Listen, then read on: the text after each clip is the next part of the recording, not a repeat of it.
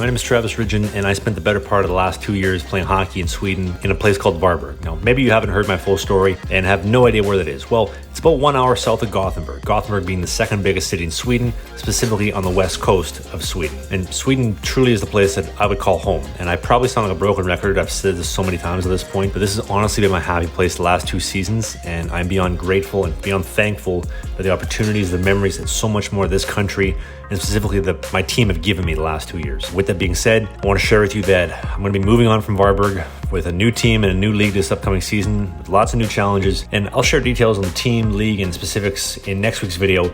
But I want to dedicate today's video to the last 2 years that I've spent in Sweden and ultimately close this chapter, move on to a new one. This video is sponsored by Ridge Wallets.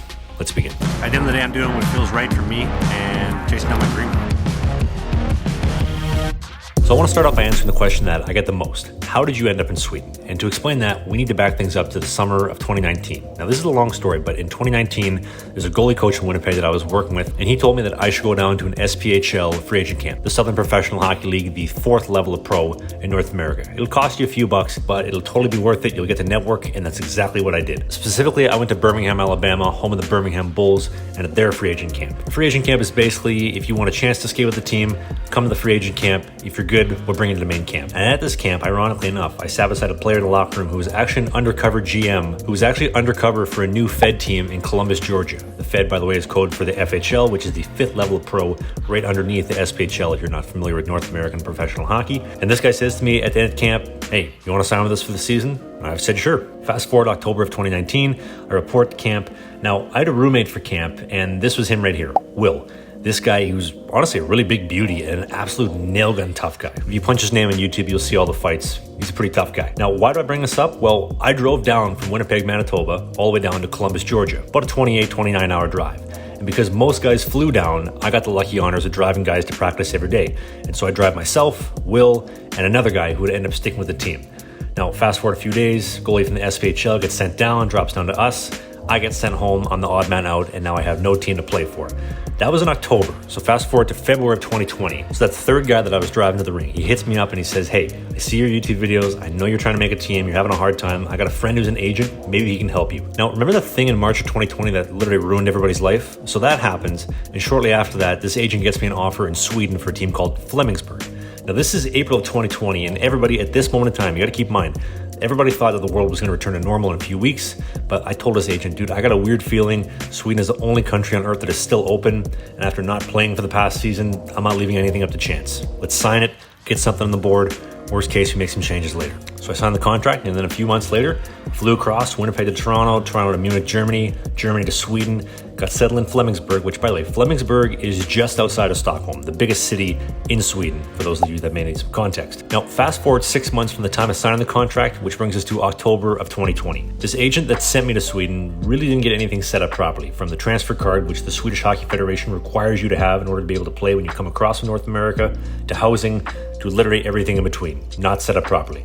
Now, this right here is my roommate, Liam Sweeney, who I played a year of college hockey with at Vancouver Island University. Myself and basically everybody else on the planet just call him Sweens, so we're going to stick with Sweens for short. So beginning of October, we're living together. Things are not going well. We feel like the team's kind of jerking us around.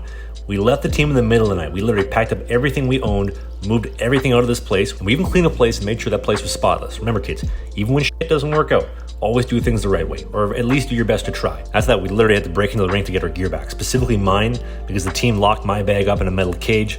Sweens, on the other hand, he didn't even bother. He literally just carried his stuff out like a man. Absolute nail gun move. So where do we go after that? Well, we figured that we would camp out in a hotel nearby for a bit and just hope that an opportunity pops itself up and presents itself. Sweens signed with the new team about 2 days later. I, on the other hand, wasn't as lucky. I ended up staking out in the hotel for I think about 7 to 10 days. I can't remember exactly how long it was because I'm still trying to forget about it at this point in time. Pretty stressful, if I'm being honest. Now, at this point, I had an agent reach out who seemed to be pretty knowledgeable. And at this point in time, I was pretty desperate to take any opportunity I could do to get out of town and get somebody who actually knew what they were doing. So this new agent named Adrian Soon, and now literally at the 11th hour, I was about to book my ticket home, fly back to Winnipeg and call it quits, but somehow as fate would have it, Adrian found me at home with a team in a place called Varberg. Next day, I packed up everything. By the way, I could not wait to get out of this hotel after staying in here for over a week. Literally could not wait. Left the hotel, went down to the train station, and I took the train across Sweden from Stockholm to Gothenburg. Now this year is our head coach, Zoltan. He picked me up, and this is where the Varberg story really starts. Right off the bat, I'm going from a place where I literally felt like a third-class citizen to a place in Varberg where I felt like family from day one. But almost a week into the journey, we hit our first speed bump. The season got canceled because, well, if you don't know, now you know. I went back to Canada, and I basically waited the next 9 months for an opportunity to go back. Our coach Zoltan believed in me despite not seeing me play a single game, and keep in mind that he saw me skate for about a week, we got shut down, and then he saw me practice for another week. That's it. And he was willing to bring me back and give me an opportunity. Fast forward August of 2021. I fly back to Gothenburg. Our president picks me up, and this really does feel like a fresh start, but at the same time, it feels like we're picking up right where we left off. And for the next month, we basically add players, release players, and a whole lot of diversity behind the scenes, but that basically made for a daily roller coaster of emotion. But I ended up finally getting my opportunity on opening night. First game of the season at home, I got the start. We go 2-0 early, a couple bad bounces. We fall down 4-2 after that, heading into the second period, down 5-3 going into the third period. But we made a comeback. We forced overtime with a couple late goals, and we would ultimately win it. This is my first real win, by the way, since the playoffs in my last year at junior hockey, almost 4 years. And also, I made 54 saves on 59 shots for the win. This was literally the game that I needed to get some confidence and get things back on track onto a positive note. After that, things went, well, to be honest, kind of how I was hoping things would go. A lot of morning ice time to practice, whether it be on my own or with our team goalie coach Hari. More on him later. A lot of late night practices, and after about 4 games, my record was 3-1 of the season. But after 2 straight losses, I'm 3-3, and the team overall is, I believe, 4 wins, 9 losses at this point. We ended up making a coaching change. Now, I will say that although I have absolutely no say in management decisions or what the board decides, our coach Zoltan treated me like a son from day one. And if I ever needed a ride, groceries, anything at all, this guy was literally there for me. So with that being said, I'm going to be honest, I was a little bit disappointed and kind of upset to see him go. But team made the choices that they did, made the coaching change. And after that, our new coach came in and I got benched. Literally, we ended up losing 10 straight games. I'm still sitting on the bench, and I would ultimately end up heading to Norway on a tryout for a new opportunity. However, as fate would have it, we got shut down for the flu, and I headed back to Varberg, and just as I came back, we made another coaching change. Yep, literally, 3 coaches in 1 season. So fast forward to February, I got benched for almost 2 months. I was gone on tryout for a bit. We got more games pushed back because of that same flu. Dealt with a little bit of a knee injury as well in this 3-month time where I didn't start a single game. I finally got the opportunity to start my first game back, and damn, it was a good feeling to get that win after not playing since November. And after that, we rattled off win after win after win, and we were literally right back in the playoff pictures for advancement. Now, we would ultimately finish 1 win short of making the advancement playoff. And, you could point to my 3 overtime wins and my 1 overtime loss for the 4 points that we probably needed to make the playoffs. But at this point, it's kind of woulda, coulda, shoulda. I think overall, I grew a lot as a goaltender this past season. And a lot of the credit has to go to our goalie coach, Hari, who, although he never wanted to be on camera or in any video at all, he was always there early. He was always there to support me, anything I needed, much like Zoltan. If you needed something, Hari was there. And I think a lot of my success this season has to be credited to Hari for the support, mentally, emotionally, and physically, and everything that he did for me this season, because he set me up for success this season and moving into next season. Now, I'd be lying if I just said it was Coach Zoltan and Hari who were the ones who helped me the most. World's greatest skate sharpener, Stubbe right here. This guy spent countless hours trying to fix my skates, sharpening my blades. This dude would literally even pick berries from his own garden and bring them to me for practice for a snack to help keep me energized. Like, this guy was the greatest skate sharpener, the greatest team trainer I've ever had.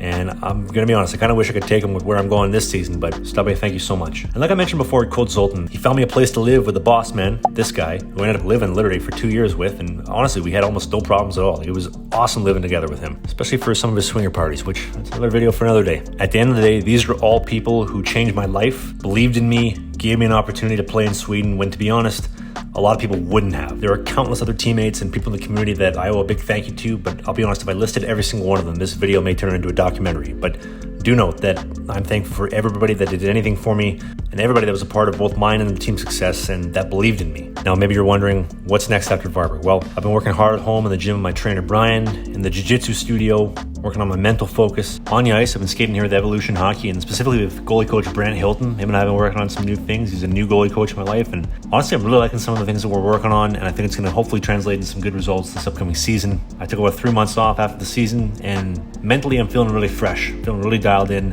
and hopefully, it's going to end up resulting in a really good start to the season, specifically for training camp. Now, my new team for this upcoming season, again, I'm going to share a lot more details next week. What I will tell you is there is a salary and there is a paycheck involved this year, so I'm really excited to talk about that. Speaking of paychecks and salaries, the Ridge wallet. This is the wallet that I've been using for the last 2 years, and I guarantee you, when I cash that first real bit of money that I get from my team this season, it's going directly cashed into my wallet, the Ridge wallet. The Ridge wallet is the best wallet money can buy. It is the pinnacle of style, portability, durability, and the best money can buy. The folks at Ridge offer a lifetime warranty. I'm not kidding you. I've shown it in videos before. You can take slap shots with this thing off the post. It will not break. Now, I imagine most people aren't taking slap shots with their wallet, but even if you are backed by a lifetime warranty. You break it, they'll send you a new one. They got lots of stylish options. You like matte, you like gloss, whatever finish you want, cash strap, cash clip, Ridge has them all. And if you go to the first link in the video description and use the promo code TRAVSUCKS at checkout, you're gonna get yourself 10% off. Click that first link in the video description. It'll take you right to the Ridge Wallet's website. You get a brand new wallet. And I mean, come on, Ridge Wallets basically has my last name in it. You see what I did there? Use the code TRAVSUCKS, 10% off. Click that link in the description. And thank you so much to Ridge Wallets for sponsoring this video and making it possible. And on that note, I just wanna say thank you so much for watching these videos and watching, I guess, my story unfold. The fact that people actually care about what's going on in my life with my hockey and that I get to share with so many people is so cool. And also thank you to everybody in the town of Varberg, within the team of Varberg, whether you're Coach Zoltan, who I would consider a real close friend, if you're the Zamboni driver, everybody in the town and in the team, thank you so much for the last 2 years. Thank you to everybody who has made my journey what it is. I'm doing new videos every Monday at 10 a.m. Eastern, and I can't wait to see you for the next one where I get to share where I'm playing for next season. I'll see you then.